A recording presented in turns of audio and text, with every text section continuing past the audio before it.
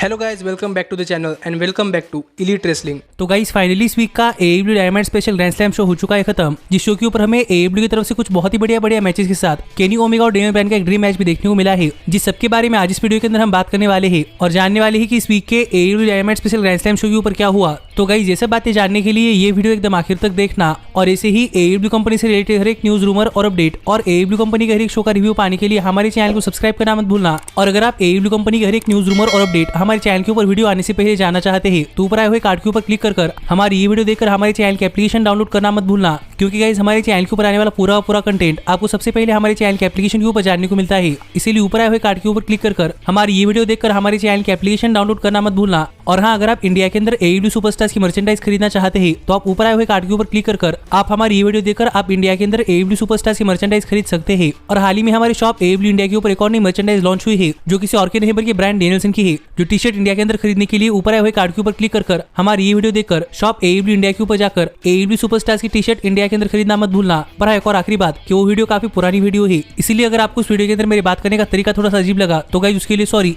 पर यही कुछ बातें थी जो कि मुझे आपको वीडियो स्टार्ट होने से पहले बतानी थी। लेकिन गाइस अब ज्यादा देर ना लगाते हुए चलिए वीडियो शुरू करते हैं और करते ही इस वीक हुए AEW diamond special grand slam show का रिव्यू और जानते हैं कि इस वीक के diamond special grand slam show के ऊपर क्या हुआ। तो गाइस हमें सरप्राइजिंगली इस वीक के diamond special grand slam show की शुरुआत ब्रायन डेनियल्सन और केनी ओमेगा के मैच से होती हुई दिखाई दी, जो मैच मुझे लग रहा था कि शो का मेन इवेंट हो सकता है। लेकिन गाइस सरप्राइजिंगली AEW ने मैच अपने शो की शुरुआत में ही कर दिया। और गाइस अगर यहाँ पर हम बात करें इस मैच की तो गाइस ये मैच स्टार्ट होने से पहले यहाँ पर पूरा क्राउड काफी ज्यादा चीयर कर रहा था। और सच में न्यूयॉर्क का क्राउड रेसलिंग के लिए काफी पैशनेट क्राउड है, क्योंकि इस पूरे शो की शुरुआत से लेकर आखिर तक यहाँ पर आए हुए 20,000 प्लस फैंस ने शो के अंदर जान डाल दी, जिस वजह से ये शो देखने के लिए भी काफी ज्यादा मजा आ रहा था। पर जहाँ तक बात है ब्रायन डेनियल्सन और केनी ओमेगा की इस मैच की तो गाइस हमें इस मैच के अंदर इन दोनों ही सुपरस्टार्स की बहुत ही बढ़िया परफॉर्मेंस देखने को मिली है। और यहाँ पर इस मैच के अंदर ब्रायन डेनियल्सन अपने काफी पुराने और काफी खतरनाक मूव्स लगा रहे थे, जो मूव्स यहाँ पर क्राउड को याद थे, जो देखा जाए तो काफी सरप्राइज की बात है, क्योंकि ब्रायन ने ये मूव्स करीब 8 से लेकर 9 सालों तक नहीं लगाए थे। पर इस सब के बावजूद भी इस मैच के अंदर ब्रायन डेनियल्सन को काफी ज्यादा चेयर मिल रही थी। और यहाँ पर ब्रायन केनी ओमेगा के लेफ्ट हाथ को टारगेट कर रहे थे, जबकि केनी ओमेगा किसी भी तरीके से ब्रायन के ऊपर अटैक करना चाहते थे। और इसी बीच केनी ओमेगा ने ब्रायन के ऊपर रैम के ऊपर से भागते हुए आकर एक काफी खतरनाक वी ट्रिगर लगाया, जिसके बाद यहाँ पर ऐसा लग रहा था कि ब्रायन डेनियल्सन इस मैच से पूरी तरीके से नॉकआउट हो चुके हैं।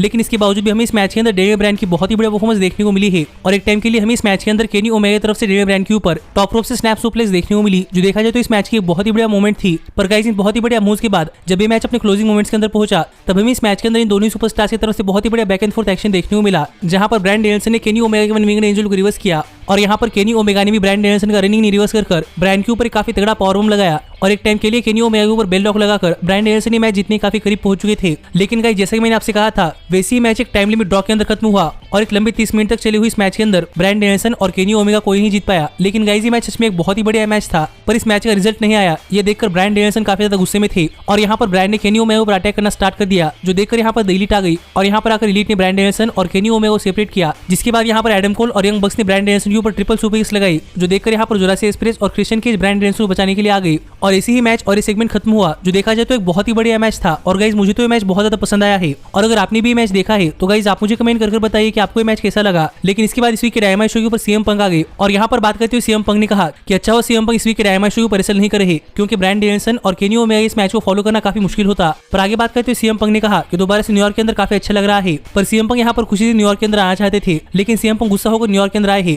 क्योंकि सीएम पंक को दोबारा से रेसलिंग पसंद आने लगी है। लेकिन पावर ऑफ सॉफ्ट दोबारा से सीएम पंक के मन के अंदर रेसलिंग को लेकर हेट पैदा करवा रहे हैं। पर इस बार सीएम पंक रेसलिंग के ऊपर गिव अप नहीं करने वाले और नेक्स्ट वीक रैम्पेज शो के ऊपर CM Punk power of soft को सुलाने वाले हैं, जो बात यहाँ पर सीएम पंक ने कही, जिससे यहाँ पर सीएम पंक ने नेक्स्ट वीक रैम्पेज शो के ऊपर होने वाला उनका मैच हाइप किया। और यहाँ से जाते जाते सीएम पंक ने अपने हिल शो के को स्टार यानी कि स्टीफन एमएल से भी मिलकर गए। पर गाइस इसके बाद इस वीक डायमंड शो के ऊपर ब्रायन पिलमैन जूनियर और एमजेएफ के बीच में एक नॉर्मल 1-on-1 मैच हुआ। और अगर यहाँ पर हम बात करें इस मैच की तो गाइस ये मैच भी इस वीक डायमंड शो के ऊपर एक ठीक ठाक मैच था, जहाँ पर इस मैच की शुरुआत में एमजेएफ ब्रायन पिलमैन जूनियर से हाथ मिलाने के लिए गए, लेकिन ब्रायन पिलमैन जूनियर ने एमजेएफ के ऊपर काफी तगड़ा अटैक कर दिया। और यहाँ पर ब्रायन पिलमैन जूनियर एमजेएफ से अपने फादर का इंसल्ट का बदला लेने के लिए आए थे, इसलिए हमें इस मैच के अंदर ब्रायन पिलमैन जूनियर की बहुत ही बढ़िया परफॉर्मेंस देखने को मिली है। और यहाँ पर ब्रायन पिलमैन जूनियर एमजेएफ के ऊपर काफी तगड़ा अटैक कर रहे थे। पर गाइस एक बहुत ही बढ़िया मैच के बाद अगर यहाँ पर हम बात करें इस मैच की विनर की तो किस तरीके से एमजेएफ ने इस मैच के अंदर जूलिया हार्ट का फायदा उठाकर इस मैच के अंदर अपना कमबैक किया और फाइनली ब्रायन पिलमैन जूनियर के ऊपर अपना finisher shot on the earth लगाकर यहाँ पर सबमिशन के सारे एमजेएफ ने मैच जीत लिया है, जो देखा जाए तो एक ठीक ठाक मैच था। पर इसके बाद हमें एलेक्स मार्वेज बैकस्टेज में क्रिस जेरिको और जेक हेगर का इंटरव्यू लेते हुए दिखाई दी। और यहाँ पर इस इंटरव्यू के अंदर बात करते हुए क्रिस जेरिको और जेक हेगर ने कहा कि इस वीक के रैम्पेज शो के ऊपर जेक हेगर और Chris Jericho man of the year यानी कि स्कॉर्पियोस का ईथन पेज को नहीं छोड़ने वाले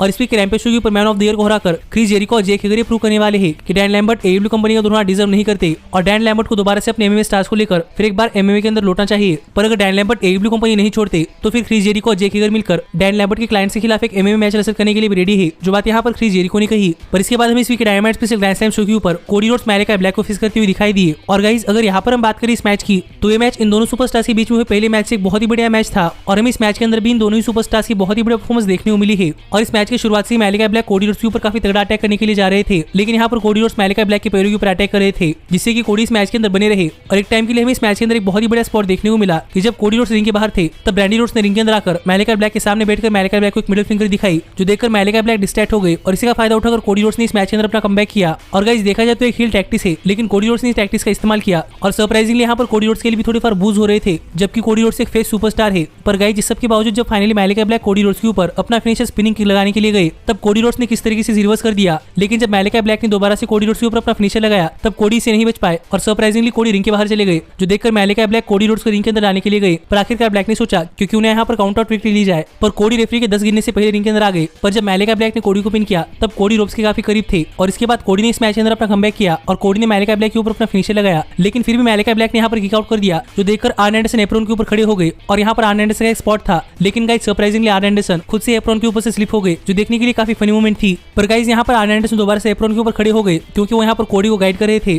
पर मैलेकाई ब्लैक ने कोडी को आर्न एंडरसन के ऊपर ढकेल दिया, जो देखकर आर्न एंडरसन दोबारा से रिंग के नीचे गिर गई। और यहाँ पर कोडी आर्न एंडरसन को देखने के लिए गए, पर आर्न एंडरसन ने गुस्से में कोडी रोड से कहा कि कोडी को अपने मैच के ऊपर फोकस करना चाहिए और ये देखकर आर्न एंडरसन ने गुस्से में कोडी रोड को दोबारा से रिंग के अंदर भेज दिया। पर कोडी के रिंग के अंदर आने के बाद मैलेकाई ब्लैक ने कोडी के ऊपर एक ब्लैक मिस फेंका और इसके बाद यहाँ पर कोडी के ऊपर एक रोल अप पिन कर मैलेकाई ब्लैक ने दोबारा से कोडी को एक मैच के अंदर हरा दिया है, जो देखा जाए तो फिर एक बार एक काफी बढ़िया मैच था और इस मैच का रिजल्ट भी बिल्कुल ऐसा ही आया है जैसे कि मैंने सोचा था। तो अब देखना पड़ेगा कि आगे मैलेकाई ब्लैक और कोडी के बीच में क्या होता है। लेकिन इसके बाद हमें डायनामाइट शो के ऊपर सैमी गवेरा बात करते हुए दिखाई दी और यहाँ पर बात करते हुए सैमी गवेरा ने कहा कि सैमी गवेरा मीरू से अपने फ्रेंड का बदला लेने वाले हैं और मीरू को हराकर सैमी गवेरा अपने फ्रेंड यानी कि फ्लेगो डेल सोल के लिए कार लेने वाले हैं। लेकिन यहाँ पर बात करते हुए मीरू ने कहा कि सैमी गवेरा पहले फ्लेगो डेल सोल को बचाने के लिए क्यों नहीं आए, क्योंकि पहले भी मीरू फ्लेगो डेल सोल के ऊपर अटैक कर रहे थे, क्योंकि ये दिखाता है कि सैमी गवेरा फ्लेगो के काफी अच्छे दोस्त नहीं है। पर चलो अब सैमी गवेरा मीरू के सामने आ ही चुके हैं तो मीरू सैमी गवेरा को नहीं छोड़ने वाली, जो बात यहाँ पर मीरू ने कही। तो देखना पड़ेगा कि जब स्पेनिश गॉड और गॉड्स फेवरेट चैंपियन एक दूसरे के आमने सामने आते हैं तो हमें ये मैच कितना बढ़िया मैच देखने को मिलता है। पर गाइस इसके बाद हमें इस वीक के डायनामाइट शो के ऊपर डार्बी एलिन और स्टिंग का मैच एफटीआर के अगेंस्ट देखने को मिला और गाइस मैं ये मैच देखकर काफी ज्यादा सरप्राइज हो चुका हूँ, क्योंकि गाइस अब स्टिंग की उम्र 61 साल हो चुकी है और फिर भी इस मैच के अंदर स्टिंग की परफॉर्मेंस बहुत ही बढ़िया थी। और यहाँ पर इस मैच के अंदर स्टिंग को देखकर ऐसा नहीं लग रहा था कि स्टिंग 61 साल की उम्र के है, यहाँ पर ऐसा लग रहा था कि प्रॉब्ली स्टिंग अपने 30s के अंदर है, जिससे आप समझ सकते हैं गाइस यहाँ पर इस मैच के अंदर स्टिंग की परफॉर्मेंस कैसी होगी।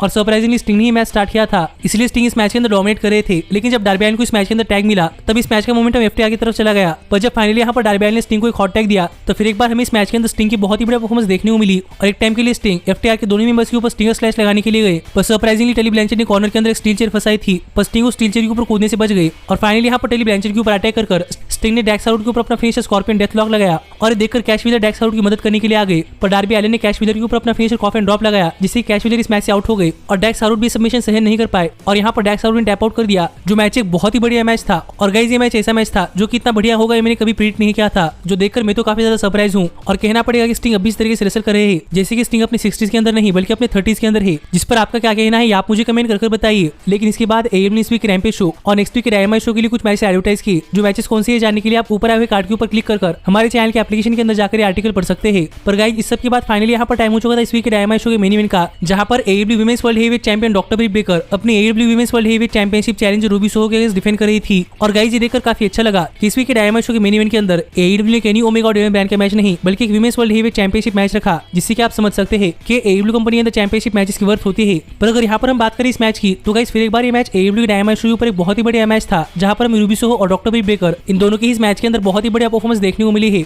और इस मैच की शुरुआत में ही रूबी सोहो ने जिमी हेटर और रिबल के ऊपर अटैक किया, जिससे कि रूबी सोहो इस मैच के अंदर टिक पाई। पर डॉक्टर ब्रिट बेकर ने भी किस तरीके से इस मैच के अंदर अपना कमबैक किया, जिसके बाद हमें इस मैच के अंदर ब्रिट बेकर की तरफ से भी बहुत ही बढ़िया मूव्स देखने को मिले हैं। पर गाइस इस सब के बावजूद अगर यहाँ पर हम बात बात करें इस मैच के विनर की, तो फाइनली यहाँ पर एबल ने एक तरफ से रेफरी को डिस्ट्रैक्ट किया और दूसरी तरफ से जिमी हेटर ने रूबी सोहो के ऊपर अटैक किया और इसी का फायदा उठाकर फाइनली डॉक्टर ब्रिट बेकर ने रूबी सोहो के ऊपर अपना फिनिशर कर्व स्टॉम्प लगाया और इसके बाद यहाँ पर रूबी सोहो के ऊपर अपना सबमिशन यानी कि लॉकजा लगाकर यहाँ पर सबमिशन के सारे डॉक्टर ब्रिट बेकर ने मैच जीत लिया है, जो देखा जाए तो एक बहुत ही बढ़िया मैच था। लेकिन गाइज इसी तरह इस वीक का डायनामाइट शो ऑफ चला गया, जो देखा जाए तो रेसलिंग वाइज एक बहुत ही बढ़िया डायनामाइट शो था। और अगर यहाँ पर हम एमजेएफ और ब्रायन पिटमैन जूनियर का मैच छोड़ दे तो गाइज इस वीक का डायनामाइट शो का हर एक मैच एक बहुत ही बढ़िया मैच था, जो देखकर रेसलिंग वाइज मुझे इस वीक का डायनामाइट शो बहुत ज्यादा पसंद आया है। और गाइज आप भी मुझे कमेंट कर बताइए कि आपका इस डायनामाइट शो के ऊपर क्या कहना है। लेकिन ऐसे ही एडब्ल्यू कंपनी से रिलेटेड हर एक न्यूज रूमर और अपडेट और एडब्ल्यू कंपनी के हर एक शो का रिव्यू पाने के लिए हमारे चैनल को सब्सक्राइब करना मत भूलना। पर गाइज अब मैं मिलता हूँ आपसे अगली वीडियो के अंदर, पर तब तक stay healthy, stay happy and keep watching elite wrestling. Hey, did you like that video? Click the screen for more. And where do you think you're going? Check out our official merchandise page and to support the entire cast. And thanks so much for being the elite. The elite. The elite. What, Nick, you're not going to sing it all with me this time?